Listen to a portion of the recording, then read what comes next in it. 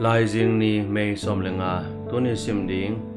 koren ni na alian som le ni aneu khat pan so keima sunga Chris wang le na hongom cheina dingin lungdam takin kathanem na ka ke selfie sem hi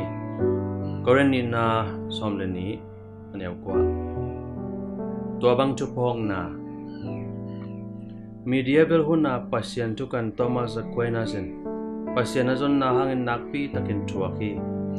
lai siang thâu sinin chú nghe na nun tak siang thâu ahan chiam Dominican kichi biak na nam khat alu ding phalo na to en kwan pi te ingiatin khakhat sung thonga khumuhi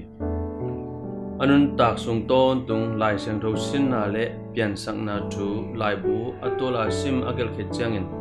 angan ma pasien to kizom na nga a kana sep kem pe pasien ading in bu tu bang hilel chi abang lien chu phong na hong pia khin nonga bang ma kagel thainon ke hi chi tua kit khathum asot changin si hi polen jong paradise akilak to na mite ke nga gen khiat son ding na ke phallo alam dang ma thu azahi chi in pasien to akito na thu na gen hi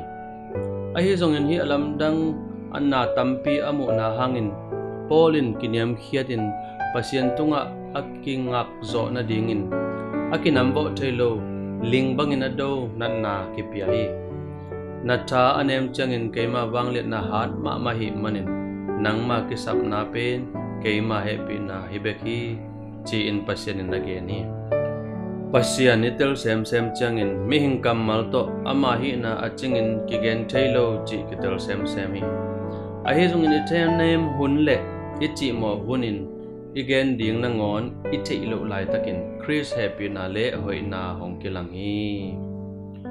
na to khak pasien hoi na te na kamali na chin lo hun na to nge hiam to in nanun ta na hong koi chi khel hiam lungdaming pasien na hoi na le nong khel na hangin nang sunga kiniam khian na to hong khol hi che sakin amen.